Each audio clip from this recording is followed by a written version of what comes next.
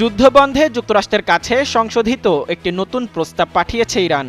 বৃহস্পতিবার মধ্যস্থতাকারী দেশ পাকিস্তানের মাধ্যমে মার্কিনীদের কাছে প্রস্তাবটি পৌঁছে দেয় তেহরান। নাম প্রকাশ না করার শর্তে শনিবার বার্তা সংস্থা রয়টার্সকে ইরানি এক কর্মকর্তা বলেছেন, তাদের নতুন প্রস্তাবে হরমুজ প্রণালী খুলে দেয়া এবং যুক্তরাষ্ট্রের নৌ অবরোধ প্রত্যাহারের কথা বলা হয়েছে। পাশাপাশি পারমাণবিক কর্মসূচি নিয়ে আলোচনার বিষয়টি পরবর্তীতে আলোচনার জন্য রাখা হয়েছে। কর্মকর্তাটি আরও জানিয়েছেন, ইরানের বিশ্বাস পারমাণবিক আলোচনা পরবর্তী স্তরে রাখা হয়েছে একটি চুক্তি করার জন্যই।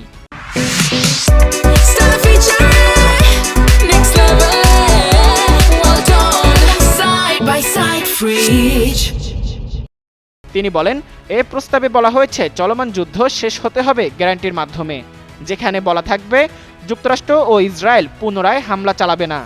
এর বদলে ইরান হরমুজ প্রণালী খুলে দেবে আর যুক্তরাষ্ট্র তাদের নৌ অবরোধ তুলে নিবে।